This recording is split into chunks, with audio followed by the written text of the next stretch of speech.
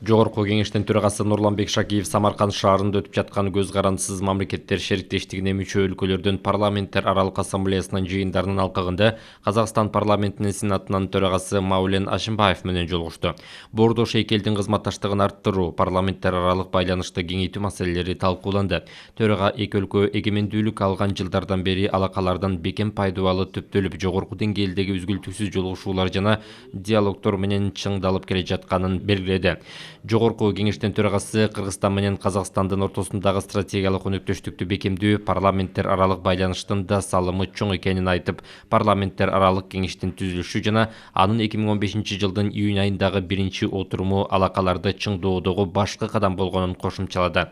Андан тышкары соода экономикалык мамилелерге токтолгон төрага Кыргызстан ишкерлери менен айыл чарба өндүрүүчүлөрү үчүн жагымдуу шарттарды түзүү жана соода тармагындагы тоскоолдуктарды жоюуга гана эмес, товарлардын эркин кыймылын камсыз кылууга багытталган бардык демилгелерди колдой турганын белгиледи. Биз кыргыз казак эли жакын кошуна эле эмес, жакын дос эле эмес, биз бир тууган элбиз. Дүйнөдө кыргыз менен казактай бир тууган эл жок. Биздин тилибиз да бир, динибиз дагы, маданиятыбыз дагы, динибиз дагы, керек болсо каада салт, үрп адатыбыз дагы окшош. Биздин кыргыз менен казактын дээрлик маселелери окшош, көбү чечилген.